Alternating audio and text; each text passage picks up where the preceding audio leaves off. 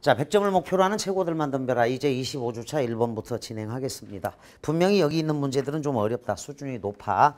작년에도 그랬어. 그러니까 애들아, 근데 요 작년에는 요거를 30권 이상 만들었는데 동영상 강의를 안 했어. 현장 애들만 혜택을 본 거야. 거기다. 근데 이제 올해 동영상 강의로 시즌 1, 2, 3, 4까지 다 올려놔서 상위권 학생들은 딱 이렇게 공부하는 게 가장 좋다. 시간을 잡고 미리 풀고 수업을 듣기 바랍니다. 1번에다가 조그만하게 별표 쳐. 소설가 구보시의 일일인데, 자, 1번에서 5번까지다. 2007년 6월 평가원에 출제가 됐고, 요게 이제 수능 완성 비형에 있으니까 천변 풍경은 2013년 수능에 나왔고, 올해는 이제 2016년 수능인데 3년 만에도 나올 수 있습니다. 2년 만에도 출제가 됐어. 곽재구하고 최두석. 그러니까 곽재구는 2012년 구도 한켤레의 시, 2014 비형 사평역에서. 그 다음 최두석은 2014 예비수능 낡은 성애꽃이죠. 그리고 2015 수능 바로 낡은 집이 나왔기 때문에 2년마다 그냥 출제가 돼. 작품만 바뀌면 상관없다. 그러니까 구보 박태원은 아주 대표적인 천변풍경하고 이 소설가 구보시의 일일이 워낙 출제될 가능성이 높은 작품들이다 생각하고 1번부터 보자. 구보는 약간 자신이 있는 듯 싶은 걸음걸이로 전차선로를 2번 횡단하여 자 화신상에 앞으로 간다. 그리고 저도 모를 사이에 그의 발은 백화점 안으로 들어서기조차 하였다. 젊은 내외에 내목한 첩보입니다. 젊은 내외가 너댓 살 되어 보이는 아이를 데리고 그곳에 가 승강기를 기다리고 있었다. 이제 그들은 식당으로 가서 그들의 오찬을 즐길 것이다. 추측하죠. 헐깃 구보를 본 그들 내외의 눈에는 자기네들의 행복을 자랑하고 싶어하는 마음이 엿보였는지도 모른다. 자, 구보가 추측해. 0706 평가원은 이렇게 나왔다. 이 박태원이라는 작가가 전지적 서술자를 내세웠는데 이 전지적 서술자는 놀랍게도 일반적인 전지적 서술자와 달리 구보의 내면만 들어가. 그리고 구보가 사내를 관찰하고 구보가 최군을 추측한다. 관찰과 추측으로 이어지는 거야. 만약에 일반적인 전지적 작가 시점이었다면 자, 전지전능한 서술자잖아. 그러니까 전지적 작가 시점. 우리가 알고 있는 걸로 예를 들면 자, 시적 화자는 춘향이의 내면으로 들어갔다 나왔다가 이도령의 내면으로 들어갔다 나오고 월매의 내면으로 들어갔다 나올 수가 있어. 그러니까 원래대로 한다면 전지적 서술자는 구보뿐만 아니라 이렇게 사내나 최군까지도 전지적 서술자의 시점으로 파악할 수가 있는데 요건 특이하게 제한전지적 작가 시점이야. 제한전지적 작가 시점. 자, 전지적 시점이 돼 구보의 내면만 보는 제한이 있다. 요게 맨 처음 출제된 게 2007년 6월 평가원 25번 문제고 요게 그의 수능에 이어진 게 올해 6월에 나왔어요. 그의 수능에 이어진 게 뭐냐면 최일남이라는 작가가 전지적 서술자를 내세웠는데 이 전지적 서술자는 오로지 민노인의 시각으로 손자 성규, 며느리 송여사 그리고 구경꾼들 성규의 친구들을 관찰 추측해. 그래서 선택지가 어떻게 나오냐면 특정 인물의 시점에서 서술하여 그의 내면에 공감하도록 유도하고 있다. 요게 2008년 가장 어려웠던 문제 중에 하나야. 47번 문제야. 근데 이게 올해 나왔죠. 1506A B형의 34번의 1번 선택지로 최일남이 흐르는 북이 또 나왔다고. 이번에도 나온 거야 그게. 그리고 한 번 더 출제가 된 건데 2010년 6월 평가원에 임철우라는 작가가 눈이 오면 그 소설가인데 전지적 서술자를 내세워서 찬우의 시각으로 그의 시각으로 아내를 관찰하고 어머니를 추측한다. 자, 그가 아내와 어머니를 추측하게 되어 있는. 그래서 이렇게 선택지가 나와. 특정 인물의 시점에서 서사를 진행하고 있다. 요게 2010년 6월 평가원 28번 문제였다. 임철우의 눈이 오면 2011학년도 6월 평가원이야. 요 문제는 28주차쯤에 만나게 될 거야. 그리고 요거는 여러분들이 시험 봤던 겁니다. 요거는 어려웠던 문제야. 요거는 굉장히 참신했던 문제다. 그래서 여기 지금 구보가 젊은 내외를 관찰 추측하는 제한전지적 작가 시점으로 가는 거니까 필기할 장소가 모자라면 앞장에다라도 필기를 꼭 해놔 이거를. 그래서 우리가 알고 있는 완벽한 전지적 작가 시점하고 많이 다릅니다. 구보의 내면만 볼 수 있어. 전지적 서술자가. 엿보였는지도 모른다. 자, 추측이라고 적어. 그래서 제한전지적 작가 시점이야. 구보는 그들을 업신여겨볼까 하다가 문득 생각을 고쳐 그들을 축복하여 주려 하였다. 자전심표의 사용. 그래서 서사를 지연시키고 있어. 따라서 여러분들이 음미하면서 읽어줘야 돼. 이 소설은. 이것도 출제됐습니다. 사실 4, 5년 이상을 같이 살아왔으면서도 오히려 새로운 기쁨을 가져 이렇게 거리로 나온 젊은 부부는 구보에게 좀 다른 의미로서의 부러움을 느끼게 하였는지도 모른다. 그들은 분명히 가정을 가졌고 그리고 그들은 그곳에서 당연히 그들의 행복을 찾을 게다. 자, 화신상회에서 한 가족의 모습을 보고 한 가족의 모습을 봅니다. 일상적인 행복에 대해 생각합니다. 화신상은 미스코시 백화점 화신상 이게 이제 30년대 서울에서 가장 높았던 건물이야. 한 5층짜리 건물입니다. 4층, 5층 엘리베이터가 있었고 암살이라는 영화 보면 거기 나와. 그 미스코시 백화점은 이상한 알게에도 나오는 거야. 미스코시 백화점의 옥상. 이상한 알게도 있고요. 자, 9번은 행복을 찾을 게다. 승강기가 내려와 서고 문이 열려지고. 자, 현행맞춤법으로는 열려지고는 이중피동이야. 열리고여야죠. 현행맞춤법으로. 열다, 열리다, 열리어지다. 이중피동이니까 비문이야. 지금으로는. 열리고. 자, 문이 열리고 닫히고 이래야겠죠. 그리고 젊은 내외는 수남이나 복동이와 더불어. 자, 구보가 추측한 아이의 이름이죠. 수남이나 복동이는 일상적인 행복을 의미하는 이름들입니다. 구보의 시야를 벗어났습니다. 자, 첫 번째 관찰을 한 거야. 구보가. 가로 갑니다. 구보는 다시 밖으로 나오며 자기는 어디가 행복을 찾을까 생각한다. 발가는 대로. 그는 어느 틈인가 안전지대에 가 서서 자기의 두 손을 내려다보았다. 한 손의 단장과 또 한 손의 공책과. 물론 구보는 거기에서 행복을 찾을 수는 없다. 자, 구보의 소설 창작 태도를 알 수 있습니다. 도시를 산책하면서 주변 사람들을 관찰하고 있다. 자, 구보의 직업이 나와요. 한 손에 지팡이, 한 손에 공책입니다. 안전지대 위에 사람들은 서서 전차를 기다린다. 그들에게 행복은 알 수 없다. 그러나 그들은 분명히 갈 곳만은 가지고 있다. 전차가 왔다. 사람들은 내리고 또 탔다. 구보는 잠깐 멍하니 그곳에 서 있었다.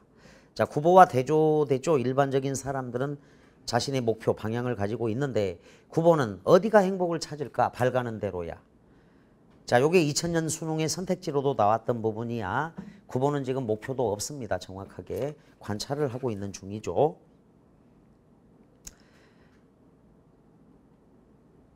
자, 그러나 구보는 잠깐 멍하니 그곳에 서 있었다. 그러나 자기와 더불어 그곳에 있던 온갖 사람들이 모두 저 차에 오르는 것을 보았을 때 그는 저 혼자 그곳에 남아있는 것의 외로움과 애달픔을 맛본다. 군중 속에서 소외감을 느끼고 있는데 현재형 서술이야. 이 현재형 서술은 생생함을 준다. 현재형 서술입니다. 구보는 고독을 느끼고 사람들 있는 곳으로, 약동하는 무리들이 있는 곳으로 가고 싶다 생각한다. 그는 눈앞에 경성역을 본다. 자, 근대 문명의 상징인 기차가 있는 곳 경성역이야. 그곳에는 마땅히 인생이 있을 게다. 자, 경성역에서 활기찬 사람들의 모습을 보면서 고독에서 벗어나고자 하죠. 이 낡은 서울의 호흡과 또 감정이 있을 게다. 서울의 호흡과 감정. 자, 인간적인 요소. 도회의 소설가는 모름지기 이 도회의 항구와 친하여야 한다. 도회의 항구는 경성역입니다. 항구로 비유했어요. 그러나 물론 그러한 직업의식은 어떻든 좋았다. 다만 구보는 고독을 3등 대합실 군중 속에 피할 수 있으면 그만이다. 그러나 세목골 치고 오히려 고독은 그곳에 있었다. 군중 속에서 오히려 고독을 느낍니다. 구보가. 여러분들 그 3번 문제가 딱 이 문제인데 가에 나타난 구보의 심정이야. 군중 속의 고독, 도회 속에서 느끼죠. 그래서 김광균의 와사 등도 30년대 현대 도시인의 고독과 우수를 형상화한 것이다. 공허한 군중의 행렬에 섞이어 내 어디서 그리 무거운 비계를 지고 왔기에 길게 느린 그림자 이다지 어두워 내 어디로 어떻게 가라는 슬픈 신호기 차단한 등불이 하나 빈 하늘에 걸리어 있다. 자, 군중 속에서 느끼는 고독과 비애고요. 고독하고 쓸쓸한 현대인을 상징한다. 삶의 방향을 상실한 현대인의 고독과 비애를 강조하고 있는데 요 3번의 2번 시는 2008년 수능 그리고 작년에 나왔어요. 1406 B형 적어도 08 수능과 1406 B형에 출제된 김광준의 와사등이었다. 그러나 오히려 고독은 그곳에 있었다. 구보가 한 옆에 끼어 앉을 수도 없겠으리 사람들은 그곳에 빽빽하게 모여 있어도 그들의 누구에게서도 인간 본연의 온정을 찾을 수는 없었다.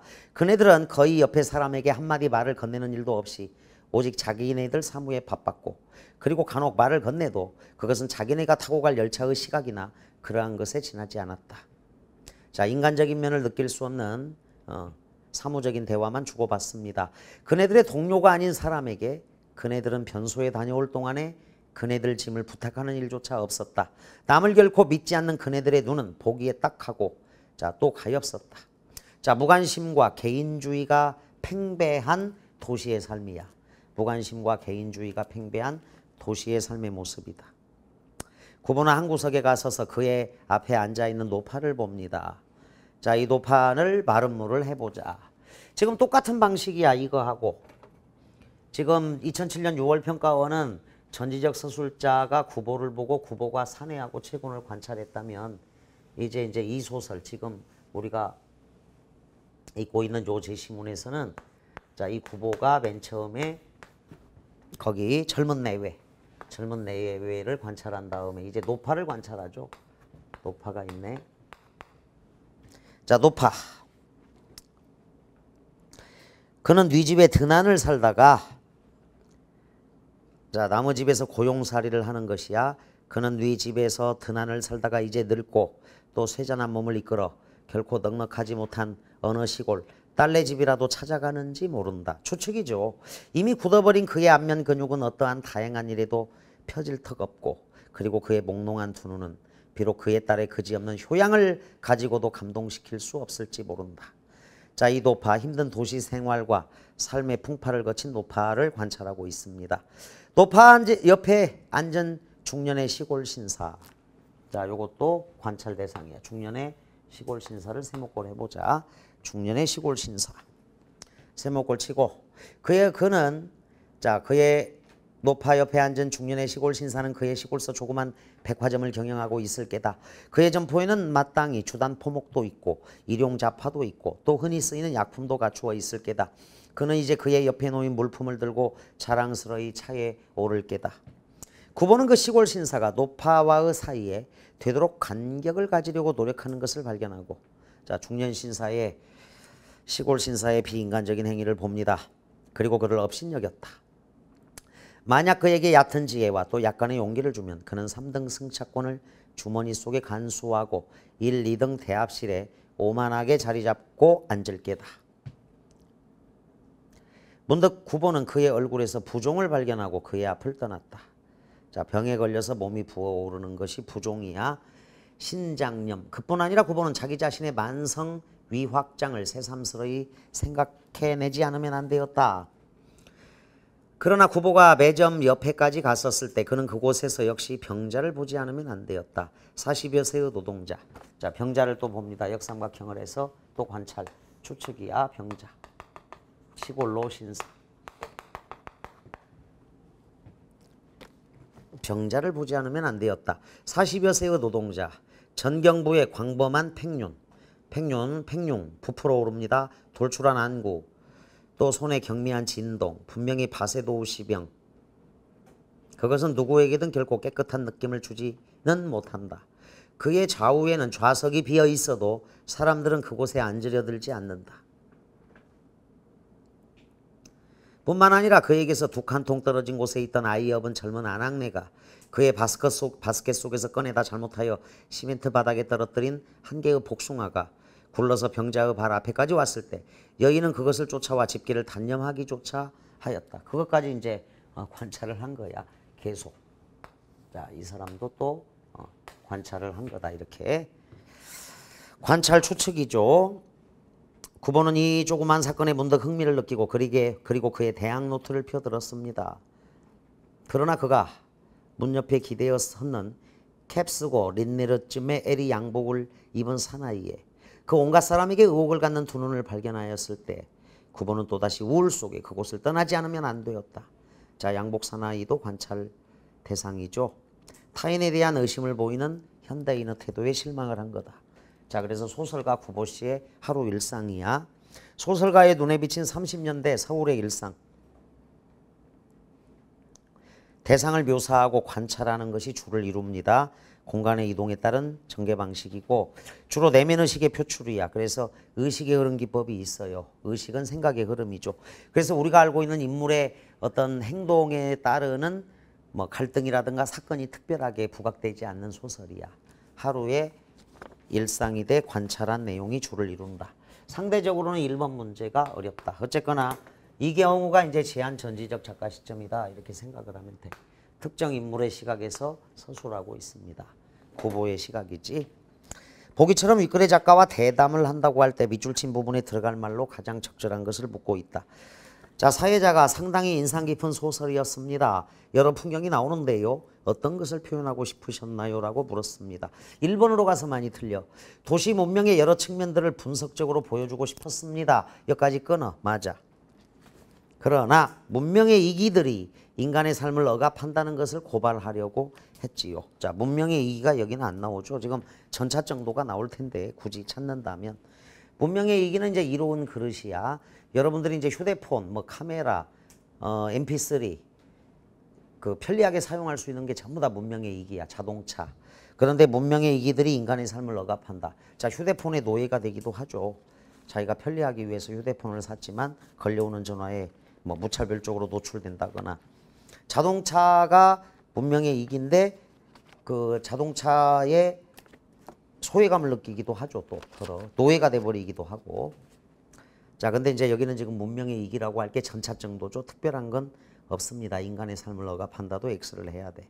이 주로 묘사된 풍경들은 사소하고 보잘것없는 것들이지요. 여기는 뭐 그렇다고 볼 수 있겠죠. 그런데 작고 소박한 것이 아름답다. 이게 틀렸습니다.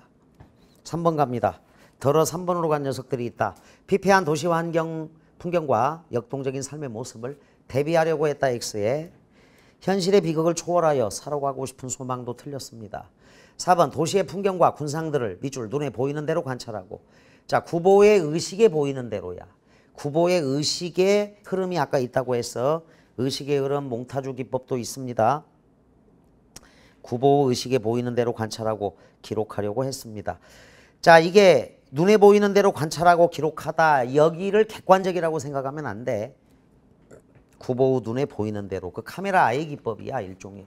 여러분들 그 박태원의 외손자가 봉준호 감독이다. 영화 감독. 봉준호 감독의 그 영화 괴물 이런 거 보면 카메라 아이 기법들이 곳곳에 나온다고. 그 몽타주 기법도 나오고. 그래서 영향을 받은 거야. 외할아버지야 이분이. 박태원 선생이. 4번은 됩니다. 그 속에 우리 삶에 어떤 진실이 있다고 생각하기 때문이죠. 여기서 우리 삶의 진실은 소외감과도 관련이 돼. 오히려 사람들은 많은데 고독감을 더 느껴. 군중 속의 고독이라는 게 얘들아 지금은 그냥 평범한 사회학적 용어가 된 거잖아. 군중 속의 고독이랬을 때. 근데 30년대는 막 근대화가 진행되는 도시화가 진행되는 첫 출발 지점이야.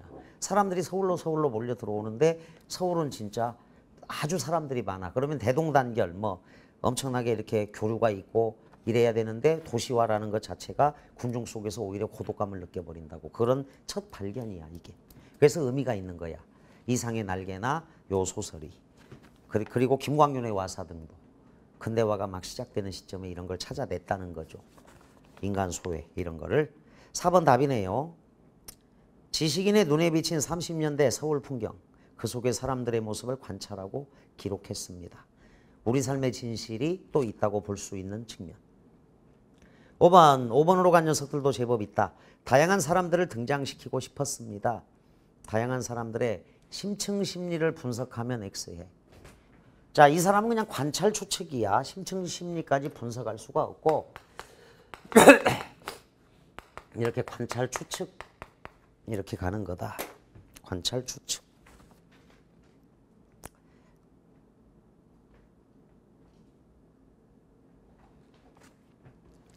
제한전지적 작가 시점이야. 그래서 심층 심리 분석 X를 한다. 자, 4번이 정답이고 요게 이제 요걸 좀 필기를 해주면 되겠죠. 이 작품의 구조. 요게 이제 1506 B형 34번의 1번에도 또 나왔고 올해도 2007년 6월 평가원 25번 문제다. 지금 여러분들이 이 수업 100점을 목표로 하는 최고들만 덤벼라. 현재 이제 28주차까지 만들어놨어. 책을 만들었고 마지막 29, 30주차는 이제 9월 평가원을 반영해서 만들려고 하는데 이렇게 만들다 보니까 이제 적중한 것도 많이 나오고 이런 것도 이제 제시문이 거의 유사하게 적중이 돼서 미리 이제 출제를 해놓은 것들을 활용하기도 하고 그렇습니다. 그 25주차에서 가장 어려운 건 선생님이 강남대상학원에 있을 때 출제해놨던 온고집전이야. 그래서 여기가 굉장히 힘들었을 거야. 선생님이 직접 낸 문제들은 굉장히 좀 수준이 높아. 그래서 이게 나올 때를 대비해서 이제 만들어놔서 우연히 적중도 하고 그러는 건데 뭐 어쨌거나 이번 9월 평가원도 마찬가지. 9월 평가원도 미리 만들어 놓은 거에 한옥구의 보리가 다 적중을 했고 옥단춘전도 그 다음에 허준의 잔등 이런 거 적중하기가 좀 어렵죠. 사실은 오정희 선생님이 나올 때가 됐다 해서 얘 노물은 문제를 다 준비를 다 해놓고 내에서 수능 때 활용하려고 그랬었는데 9월에 나와가지고 깨끗하게 단념을 해야 되는 그런 문제야. 자, 뭐 하여간 29주차, 30주차 만들 때는 이제 9월 평가원을 반영해서 근데 이제 반영한다고 하면 올해 수능이 어려울 거다. 그러면 기존에 그 1주차부터 25주차까지 상당히 좀 수준이 높은 문제들이 많았기 때문에 그대로 가는 수밖에 없겠다 생각은 들어요. 어렵더라도 너무 짜증내지 말고 이게 수능이다 생각하고 따라와. 자, 1번 답을 4로 해서 마무리한다. 이 문제만 좀 까다로웠다. 2번 보기와 관련지어 윗글에 대한 감상을 말한 것 중 적절하지 않은 것 그랬습니다. 적절하지 않은 것. 1930년대의 경성은 식민지 사회가 근대화되는 과정에서 파생되는 모순을 잘 보여준다. 요게 이제 3번 선택지 관련이다. 도시 문명이 자리 잡으면서 근대 도시의 면모를 갖추어가고 있지만 근대 도시의 면모는 이제 1번 선택지 관련이다. 실상 사람들은 궁핍과 좌절의 상태에 있었고 5번 선택지 관련 지식인들은 심한 무력감에 빠져 있었다. 요건 2번 선택지 관련이야. 1. 종로거리의 전차나 철도 등은 근대 문명을 상징합니다. 근대 도시로서의 면모와 관련 지어 볼 수 있겠구나. 좋아요. 2. 구보의 거리 방황과 고독감은 당대 지식인의 정신적 무기력과 관련 지어 이해할 수도 있을 것입니다. 자기는 어디가 행복을 찾을까 생각합니다. 외로움과 애달픔을 맛봅니다. 그러나 오히려 고독은 그곳에 있었지요. 등등. 3. 근대적 모습의 경성력과 그곳 사람들의 모습은 이러한 시대적 모순을 잘 보여주는 것이로군. 그러나 오히려 고독은 그곳에 있었다. 자, 무관심, 개인주의의 모습 등등이야. 4로 갑니다. 백화점에 나들이 나온 행복한 가족의 모습을 통해 여기까지는 괜찮죠. 일상적이고 안정적인 삶의 행복이다. 그런데 식민지 사회의 변화 조짐을 보여준다. 변화 조짐 믹스합니다. 그냥 백화점에 나들이 나온 행복한 가족의 모습, 일상적인 행복에 대해 생각해 볼 수 있는 여지. 5로 갑니다. 구보의 눈에 띈 많은 사람들이 피로에 젖은 사람들로 묘사된 것은 이러한 시대적 맥락과도 연결됩니다. 궁핍과 좌절의 상태죠. 쇠잔한 노파의 모습, 부종에 걸린 시골 신사, 바세도우 시병에 걸린 40여 세 노동자 등등. 2번 답 4. 3번은 아까 2로 설명했다. 가에 나타난 구보의 심정. 사람들이 모두 각자의 목적지로 떠난 후 홀로 남아 어디로 가야 할지 모르고 외로움과 애달픔을 느끼고 있다. 1번 도망군이 짐 싸가지고 솔밭길을 빠지듯 야반 국경의 들길을 달리는 이 괴물이여. 차창밖 하늘은 내 답답한 마음을 닮았느냐. 자, 추방당하는 유랑민의 비애를 담고 있다. 이 시는 이 공허한 군중의 행렬에 섞여 내 어디서 그리 무거운 비애를 치고 왔기에 길게 느린 그림자 이다지어 두어.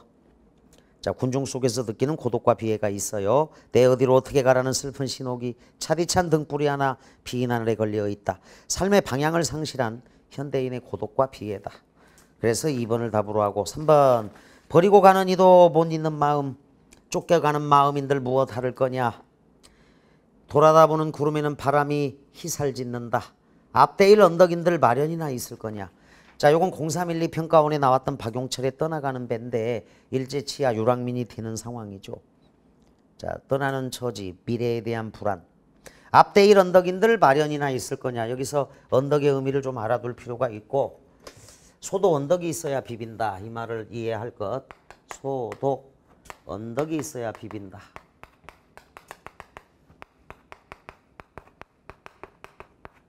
자, 언덕은 여기서 기댈 곳, 의지처를 나타내. 자, 의지처가 있느냐 없느냐. 앞대일 언덕도 마련하지 못한 채 쫓겨가는 거야. 일제치하 유랑민 쫓겨가는 마음인들, 버리고 가는 이도 못 있는 마음, 떠나기 싫은데 쫓겨가는 마음인들 무엇 다를 거냐.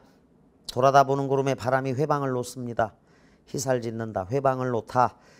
앞대일 언덕인들 마련이나 있을 거냐. 마련되어 있지 않고 떠날 수밖에 없다. 일제치하 유랑민의 비극, 떠나가는 배였다.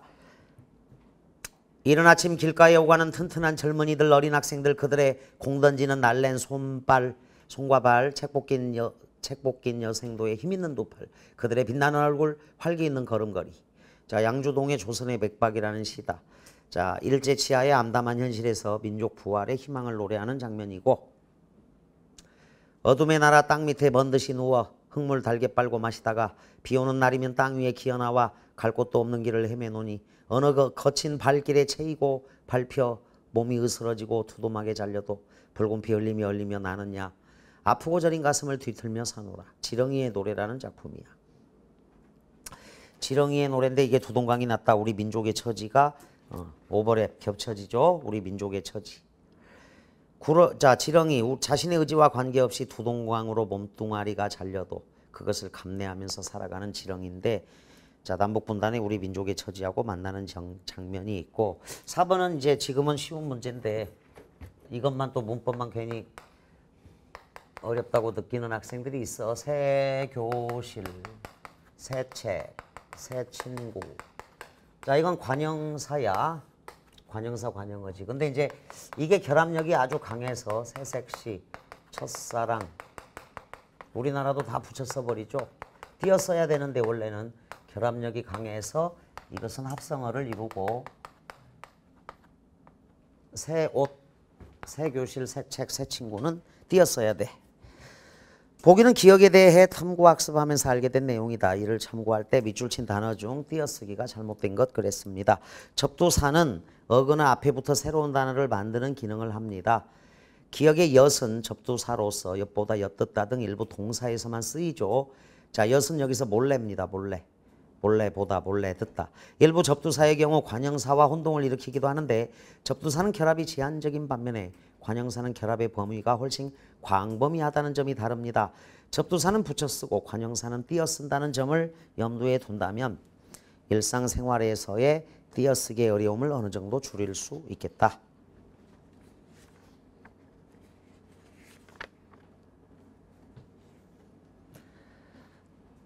자, 그래서 날이 더워 홑 이불만 덮었다. 홑 동그라미 치고 하나인 혼자 한 겹으로 된 홑 이불 홑적삼 홑문장. 접두사야 홑.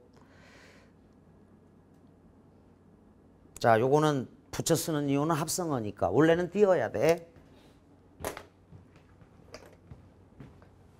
자, 관형사는 100% 관형어야. 문장 성분이. 자, 그래서 새 옷과 여러분들이 새로운 옷의 차이를 알아야 된다. 새로운 옷을 샀다, 새 옷을 샀다. 관형사, 관형어, 형용사, 관형어야. 자, 새 옷 띄어 써야 됩니다. 관형사, 관형어. 관형사는 100% 관형어다. 자, 품사는 이렇게 사로 끝나야 돼. 문장 성분은 문장 속에서의 역할이다. 새로운 옷, 형용사, 관형어야. 새 옷을 샀다. 나는 새로운 옷을 샀다. 자, 새롭다죠. 새롭다. 새롭는다, 새롭자, 새로워라. 명사, 명령형, 청유형, 현재형이 안 되니까 형용사야. 기본형은 새롭다야. 자, 형용사, 관형어. 그 다음에 그 군식구. 자, 합성어가 될 때는 군밤, 군고구마, 군감자, 군오징어. 이게 이제 구운의 뜻일 때는 합성어야. 자, 이건 합성어. 군밤, 군오징어, 군감자, 군고구마인데 여기는 이제 군식구니까, 자, 가외로 더하다, 덧붙은의 뜻이야. 군식구가 더 드러난 셈이었다. 그의 노력은 헛수고로 끝났다. 보람없는 의 뜻. 맨손으로 싸워서 적을 물리쳤다. 다른 것이 없다 이런 뜻이고, 새 옷을 입으니 기분이 좋다 그랬는데, 자, 새 띠고 옷이죠. 관형사는 띄었습니다. 사용하거나 구입한 지 얼마 되지 아니한 새 옷. 새로운 옷. 자, 관형사 관형어, 형용사 관형어 알아두고, 자, 새가 관형사로 쓰일 때는 매우 짙고 선명하게의 뜻을 가진 접두사가 있어요. 새파랗다, 새하얗다 이럴 때 새하얗다, 새파랗다 이 경우만 관형사야. 참고로 적어놔. 새하얗다, 새파랗다. 하얀색 아주 선명하게, 새파랗다 아주 파란색 매우 짙고 선명하게 뜨실 때는 새가 관형사 아니 접두사야. 접두사. 그런데 새 옷을 입으니 기분이 좋다 이럴 때 새는 관형사야. 그래서 접두사가 아니기 때문에 반드시 띄었을 것. 이 경우는 띄었어야 돼. 새 교실, 새 책, 새 친구, 새 옷은. 근데 이제 새색시는 아주 결합력이 강해서 합성어로 치는 거죠. 자, 4번 답을 2로 가겠다. 5번 가겠습니다. 보기가 니은에 적힌 구보의 기록이라고 할 때 밑줄 친 부분에 들어갈 내용으로 가장 적절한 것. 안학내의 행동, 환자에게 가까이 가기를 꺼리죠. 그 이유와 의미를 인간의 본성과 관련 지어보자. 첫 번째 조건. 오늘날은 어떤 세태를 반영하는 것일까? 두 번째 조건.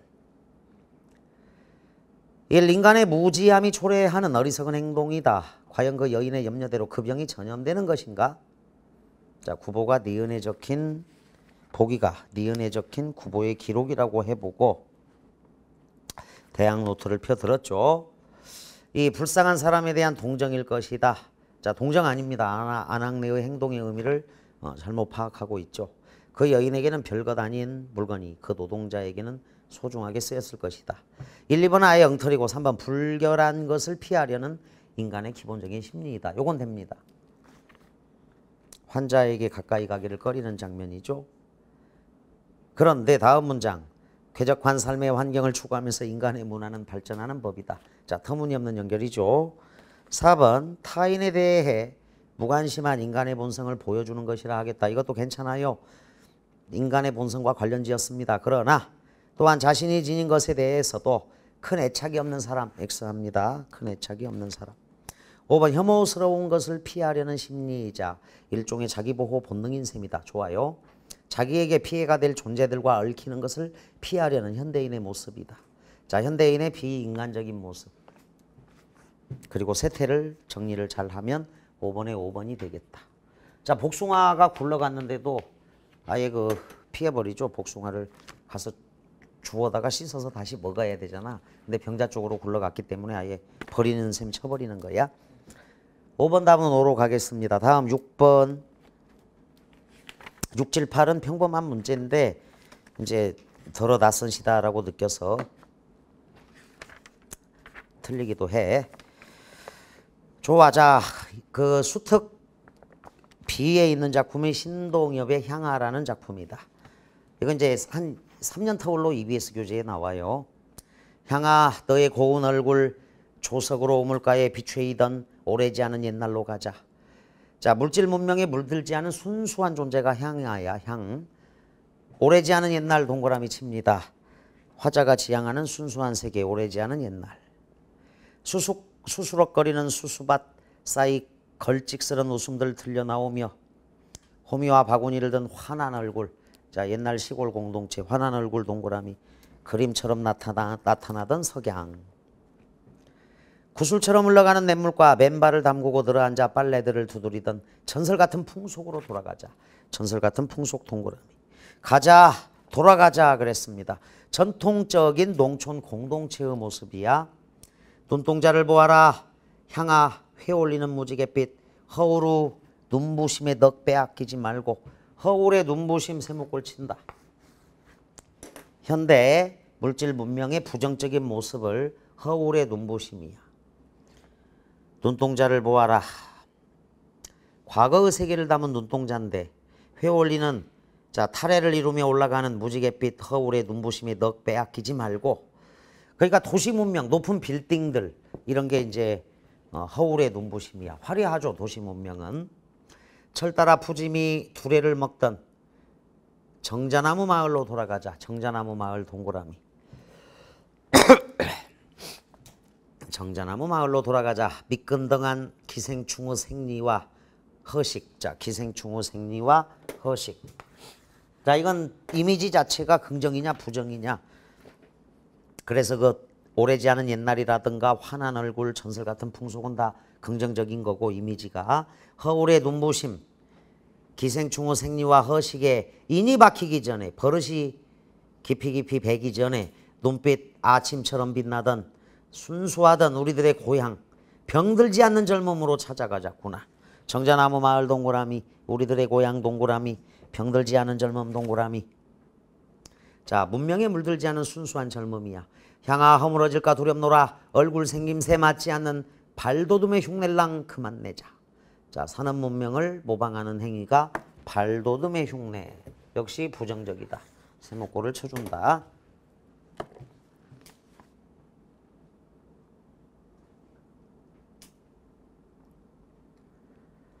들국화처럼 소박한 목숨을 가꾸기 위하여 맨발을 벗고 콩밭임하던 차라리 그 미개지로 가자. 자, 미개지 동그라미. 원시 공동체야. 콩밭임. 자, 거둬들인 콩을 두드려서 콩알을 털어내는 일. 이게 콩밭임이야. 타작이죠. 콩타작. 달이 뜨는 명절 밤 비단 치마를 나부끼며 떼지어 춤추던 전설 같은 풍속으로 돌아가자. 전설 같은 풍속 동그라미 딱 쳐줘.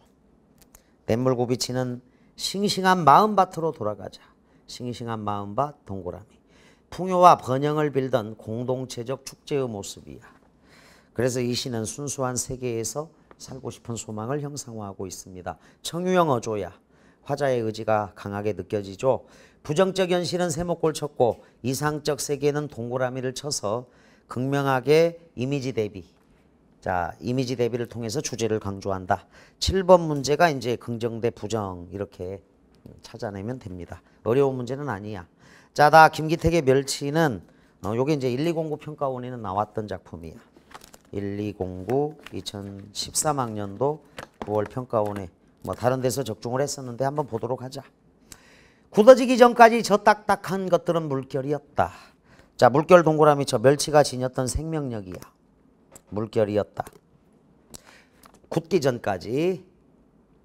딱딱한 것들은 지금 멸치볶음이야. 파도와 해일이 쉬고 있는 바닷속. 파도와 해일 동그라미. 바닷속의 생명력이죠. 자연의 거대한 힘이 있다. 파도와 해일이 쉬고 있는 바닷속. 지느러미의 물결 사이에 끼어 요요히 흘러다니던 무수한 갈래의 길이었다. 무수한 갈래의 길도 동그라미. 멸치가 지녔던 무한한 가능성이야. 그런데 그물이, 그물 세모꼴 쳐라. 이 그물이 물결 속에서 멸치들을 떼어냈던 것이다. 자, 멸치를 잡았죠. 멸치의 생명력을 빼앗았습니다. 그물. 인간의 문명이 빼앗은 거지. 근데 이제 이 문명은 문명인데 현대의 문명만은 아니야. 예전 삼국시대 고려시대 때도 멸치잡이는 있었으니까 그물은 그냥 인간의 문명이야. 문명. 현대 문명은 아니고 예전부터 있었던 겁니다. 멸치의 생명력을 앗아가는 존재가 그물. 햇빛에 꼿꼿한 직선들 세모꼴 틈에 끼이자마자 부드러운 물결 동그라미. 이 멸치. 그러니까 여러분들이 시에 할당된 시간이 많지 않아.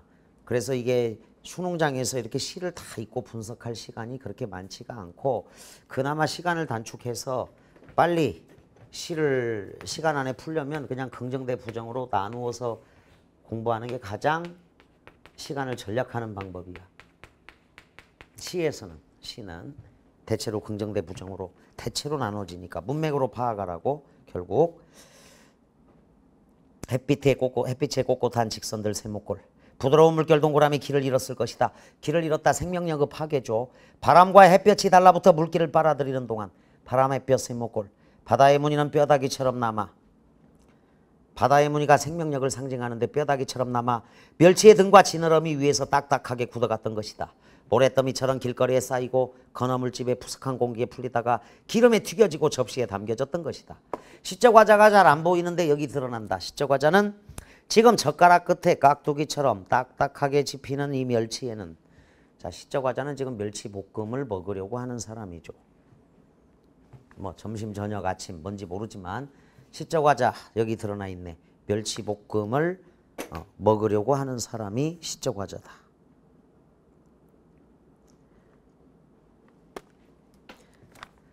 자, 이 멸치에는 두껍고 뻣뻣한 공기를 뚫고 흘러가는 바다가 있다. 그 바다에는 아직도 지느러미가 있고 지느러미를 흔드는 물결이 있다. 자, 생명력을 상실한 밥상 위의 멸치에서 바닷속 멸치, 그 생명력을 상상한다. 바다가 있다. 그 바다에는 아직도 지느러미가 있고 지느러미를 흔드는 물결이 있다. 생명의 연대, 이 작은 물결이 지금도 멸치의 몸통을 뒤틀고 있는 이 작은 무늬가 파도를 만들고 해일을 부르고 고깃배를 부수고 그물을 찢었던 것이다. 자, 생명력 회복에 대한 염원이야.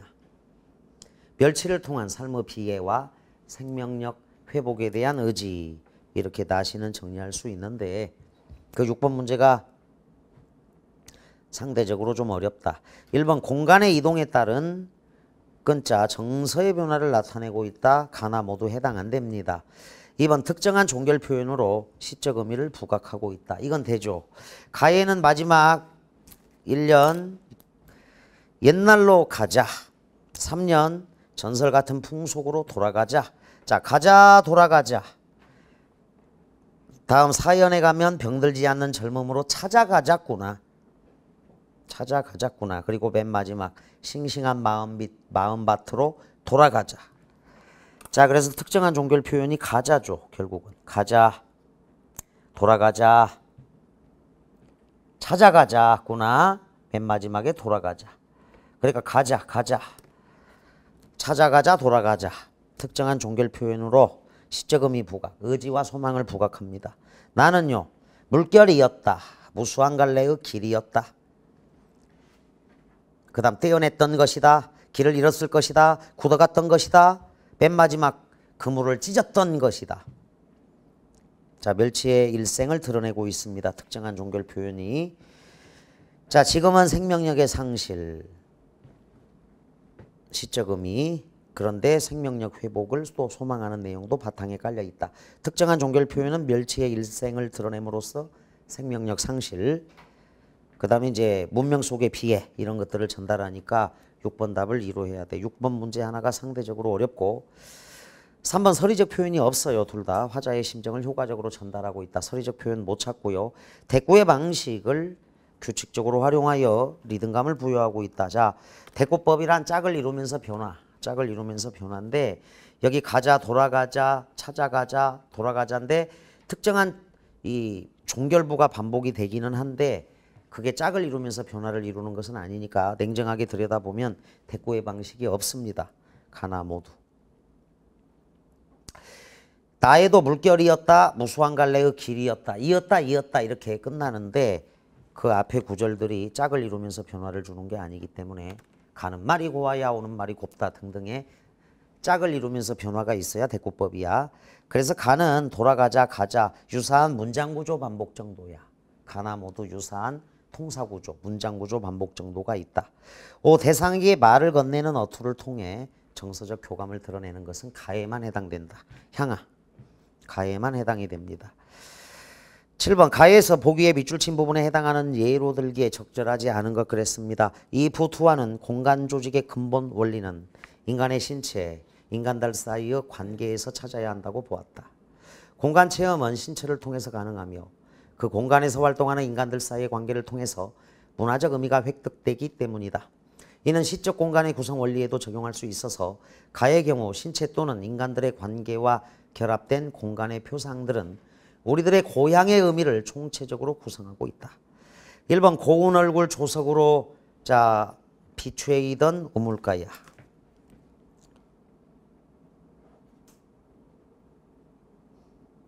그게 오래지 않은 옛날 우리가 돌아가야 할 공간이죠. 비추이던이다. 오탄의 벼추이던이 아니고 비추이던 우물가. 지금의 현대물질 문명과는 대비되는 과거의 아름다운 시절이죠. 맑고 순수한 느낌을 고운 얼굴 신체죠. 조석으로 비추이던 우물가. 우물가가 공간이야. 걸찍스런 웃음들 들려나오던 수수럭거리는 수수밭. 수수밭도 공간이죠. 푸짐히 두레를 먹던 정자나무 마을. 전통적인 농촌 공동체인 옛날의 아름다운 모습이 2번, 3번 있습니다. 자, 얼굴 생김새에 맞지 않는 발도둠의 흉내, 타락한 물질 문명의 어떤 향락, 사치, 허영을 추구하는 행위라고 할 수 있다. 발도둠의 흉내야. 얼굴 생김새와 맞지 않아요. 그 발도둠의 흉내랑 그만 내자 이랬습니다. 4번이 부정적이다. 비단치마 나부끼며 떼지어 춤추던 전설 같은 풍속. 자, 풍요와 평화를 빌던 공동체적 축제의 모습이죠. 전설처럼 아름다운 옛날의 풍속이야. 그래서 7번에 사로 간다. 1번, 3번으로 간 녀석들이 들어있는데 문맥을 좀 잘못 읽어서 그래. 안 어려운 문제다. 7번 답 4. 8번 갑니다. 요건 이제 1209 평가원하고 유사한데 나의 식구에 대한 설명으로 적절하지 않은 것. 자, 딱딱하게 굳어지기 전까지의 물결. 딱딱하게 굳어졌으면 생명력이 상실된 것인데 그 전까지의 물결은 멸치의 원시적 생명력을 의미한다고 할 수 있죠. 물결, 생명력. 그물과 햇빛의 꼿꼿한 직선들은 멸치의 생명력을 앗아가는 세계의 폭력성을 상징합니다. 뼈다귀와 모래더미는 생명력을 잃은 멸치의 모습을 비유적으로 표현한 것입니다. 말라 비틀어진 멸치의 모습, 생명력 상실이죠. 이 작은 무늬는 멸치가 생명력을 자각하는 계기. 자, 요게 틀렸네. 주체가 누구야? 주체는 시적화자야. 그런데 어떻게 멸치볶음의 멸치가 생명력을 자각할 수는 없죠. 이미 죽은 존재인데. 시적화자가 그 멸치볶음을 먹다가 바다의 무늬를 발견하고 생명력 회복을 소망하는 거죠. 멸치의 본래적 생명력을 추측해냅니다. 누가? 화자가. 화자의 추측이죠. 따라서 멸치가 생명력을 자각한다. X해. 멸치가 자각하는 게 아니고 주체는 시적화자야. 고깃배를 부수고 그물을 찢는다고 한 것은 멸치의 생명력을 환기한다고 할 수 있죠. 생명력을 지닌 멸치의 거대한 힘을 환기한다. 그래서 시적화자는 이제 생명력 회복에 대한 소망을 담고 있는데 멸치가 생명력을 자각할 수는 없습니다. 주인공은 물론 멸치이지만 그걸 보고 시적화자가 이제 자, 여러분들 그러니까 멸치볶음을 먹다가 멸치의 생명력을 소망하면서 이게 내 몸속으로 들어와서 나도 생명력, 나의 원시적 생명력 회복을 꿈꿀 수 있는 거지. 멸치볶음을 먹음으로 해서 이 정도로 이해하면 되겠다. 자, 9번, 11번 A형 거고 12, 16번도 일단 A형 거고 자, 시간상 저 뒤에 19번, 20번 19번, 20번을 좀 보도록 하자. 지금 1번에서 우리가 8번까지 했고 19번, 20번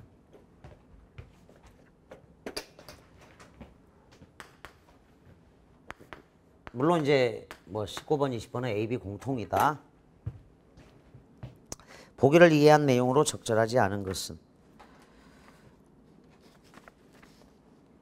뭐 아주 어려운 문제는 아닌데 용언이 활용할 때 어간이나 어미의 기본 형태가 바뀌지 않거나 바뀌어도 일반적인 어문 규칙으로 설명할 수 있는 경우를 규칙 활용이라고 한다. 자, 규칙 활용은 리을 탈락과 의 탈락 이렇게 적어도 알아두면 좋아. 규칙 활용은 의 탈락이야. 이거는 뭐 크다, 커, 쓰다, 써. 전부 다 의는 탈락에. 그 다음에 리을 탈락이야. 알다, 살다, 놀다. 아니, 사니까, 노니까. 그래서 리을 탈락은 전부 다 있어요. 알다, 살다, 놀다, 울다, 우니까. 자, 그래서 의 탈락과 리을 탈락은 아예 규칙적인 활용이다. 이렇게 알아두면 돼. 어간이나 어미의 기본 형태가 바뀌는 것을 일반적인 의문 규칙으로 설명할 수 없는 경우가 불규칙 활용이라고 합니다. 불규칙 활용은 첫째, 어간이 바뀌는 경우가 있습니다. 요게 사실은 1, 2, 4야. 1, 2, 4. 그 다음 어미가 바뀌는 경우가 3번 선택지. 어간과 어미가 모두 바뀌는 경우는 히읗 불규칙만 있다. 요게 이제 5번 선택지 관련인데 요거를 좀 제법 틀린다. 이게 꽤 제법 틀려. 근데 이제 여기 나온 걸로 비교하면 돼. 하여간 규칙 활용은 이렇게 알아둬. 의 탈락하고 리을 탈락이라고 딱 정리해놔. 규칙 활용은 1번 봐. 솟다가 솟아로 활용하는 것과 달리. 자, 솟다, 솟고, 솟지만 솟으니 솟아서 솟아. 자, 이거 규칙이죠. 그런데 낮다. 시옷이 어떻게 되는지 보자. 낮다. 낮고 낮지만 이건 뭐 자음이 올 때는 문제가 안 돼요. 그런데 나으니로 변하죠. 나아. 병이 나으니. 시옷이 사라지죠. 그래서 이게 이제 솟다는 규칙 활용이고 낮다. 불규칙 용언이네. 낮다는 나로 활용함으로 기억에 해당하죠. 자, 시옷 불규칙을 살펴봤네. 다음 얻다가 얻어로 활용하는 것과 달리. 자, 솟다 규칙. 낮다, 낮고 낮지만 나으니 나아서. 시옷 불규칙인 거 보이지? 비교 딱 하면 돼. 자, 규칙 활용은 아까 살펴봤고.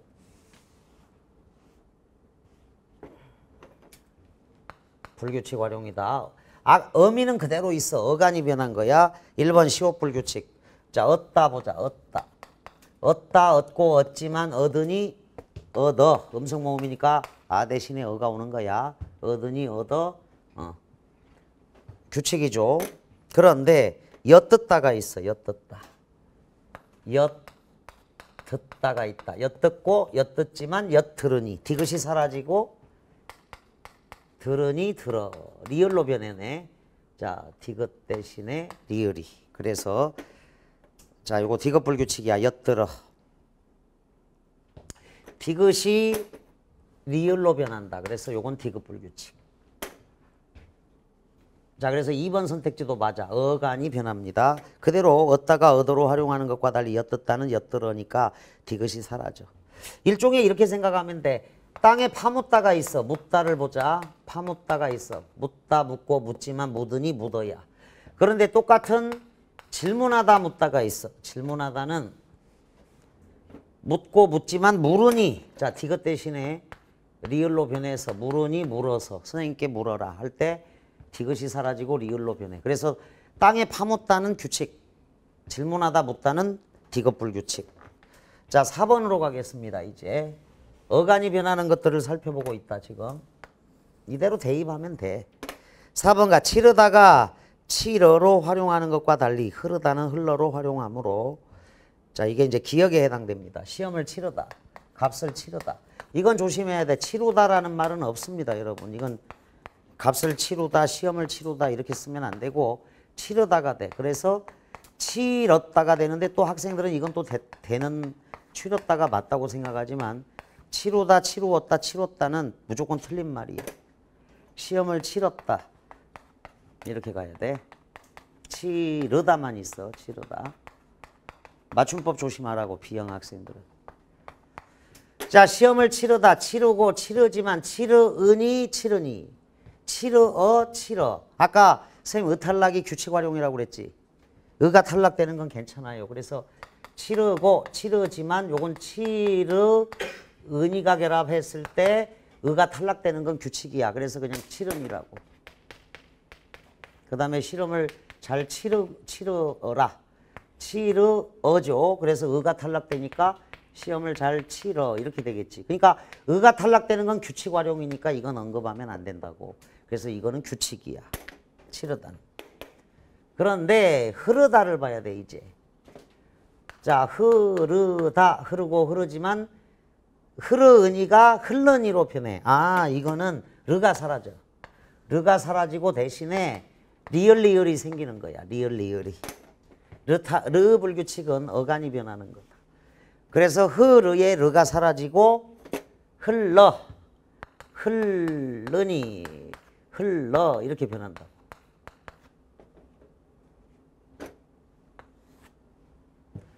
자, 어머니께서 이르시기를, 이르다도 말씀하시다 뜻이야.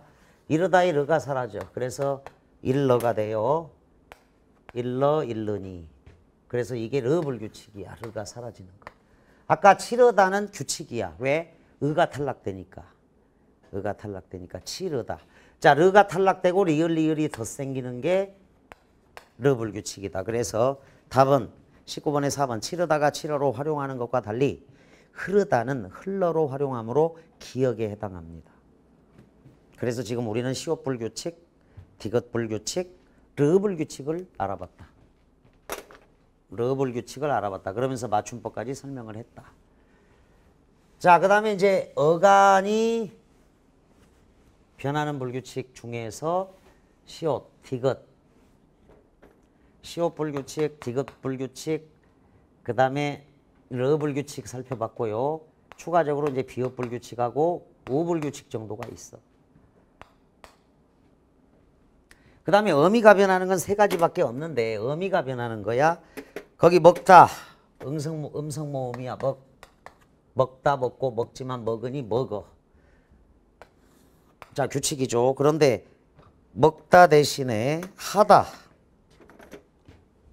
하다가 나왔잖아. 하고 하지만 자, 하니 하여로 변해. 그러니까 이건 안 변해. 공부하여, 노래하여. 그래서 하다가 결합된 모든 말은 여불규칙이야. 이건 어미가 변해. 공부하, 이래야 돼. 근데 공부하여 그래. 공부하여, 노래하였다. 하다가 들어간 모든 말은 어미에 대신에 대신에 여가 와버려. 자, 먹다, 놀다는 놀아죠. 양성모, 근데 아도 아니고 어도 아니라 여로 변해. 공부하였다, 노래하였다. 그래서 여불규칙이 어미가 변하는 거야.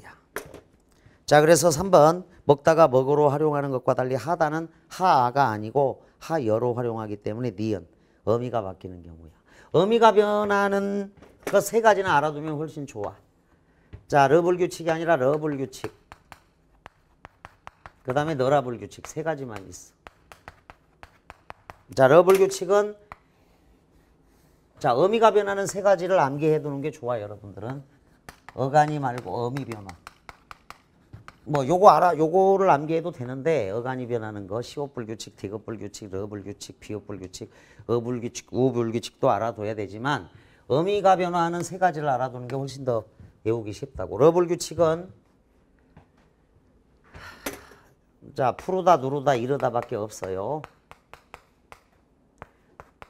자, 아까 일러 할 때는 러불규칙인데 이건 어머님께서 이르다 말씀하시다 뜻이고 요건 도달하다 뜻이야. 대치역에 이르러서 7번 출구, 8번 출구로 나오면 강남 메가 스터디다. 이르어가 돼야 되는데 이르러로 변해. 어가 러로 변해버려. 누르러. 하늘이 푸르러 가니 가을이구나. 나뭇잎이 누르러 가니 가을이구나. 그래서 아도 아니고 어도 아니고 러로 변해. 그 세 가지가 러불규칙이야. 누르다, 푸르다, 이르다. 이르다는 도달하다 뜻이. 암기해도 러불규칙 세 가지.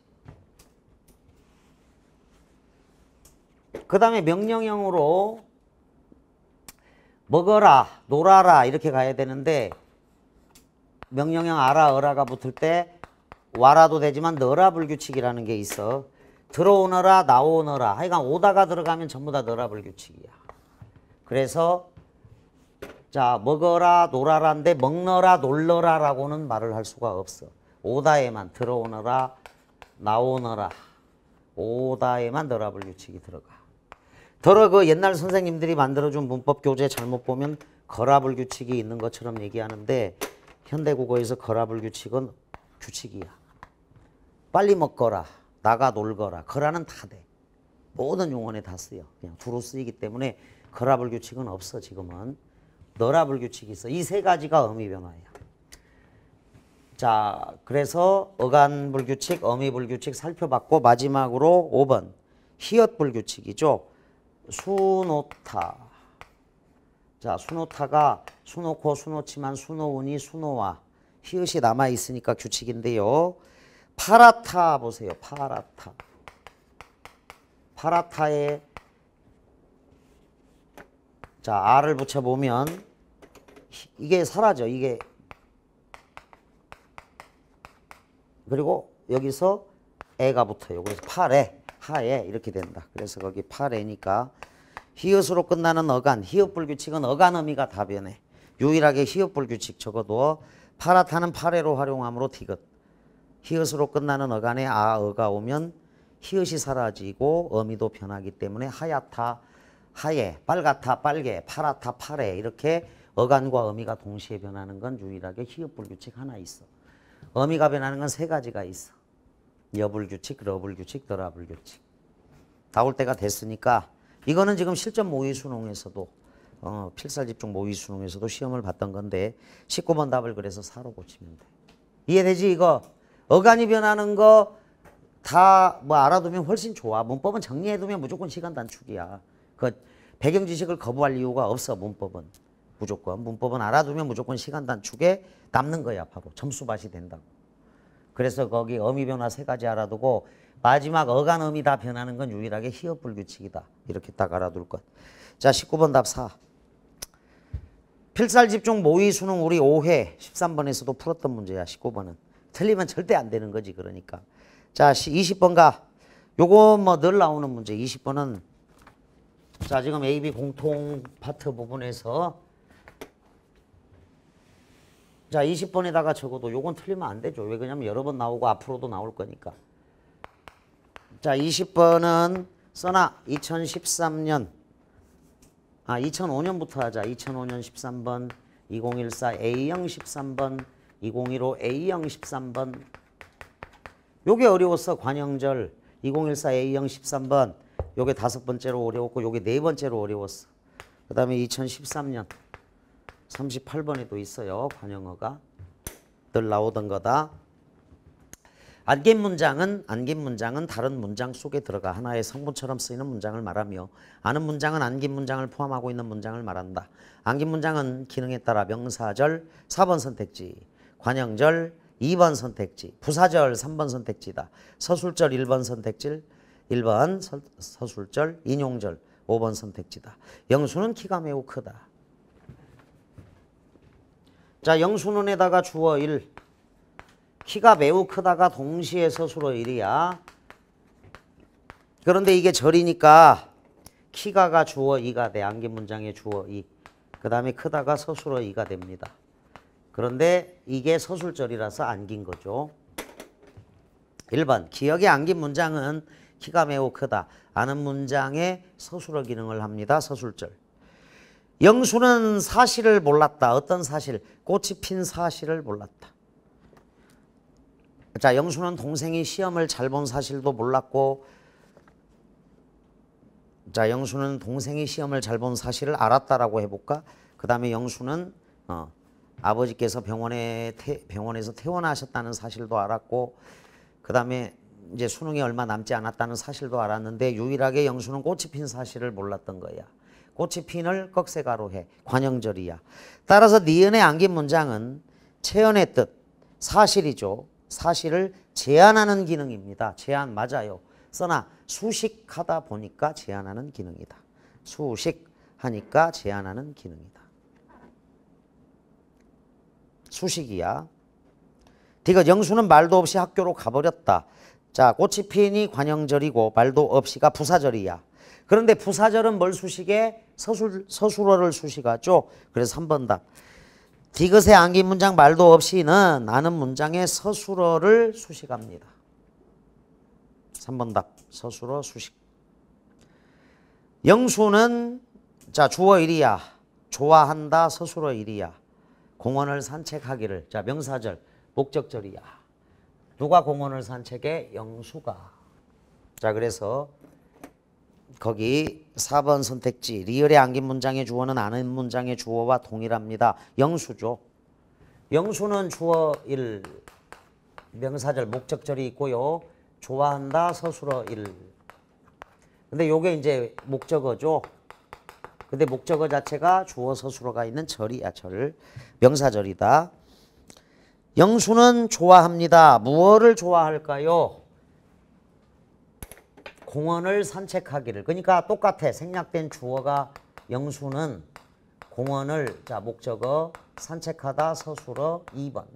주어 2가 생략되어 있고 서술어 2 목적어도 여기도 있죠. 이것 자체가 목적어야. 영수는 영수가 공원을 산책하는 것을 좋아한다. 영수는 공원을 산책한다. 영수는 그것을 좋아합니다. 따라서 4번 안긴 문장의 주어 영수, 아는 문장의 주어 영수 동일합니다. 5번 가자. 영수는 영희에게 빨리 오라. 작은 따옴표 해줘. 빨리 오라.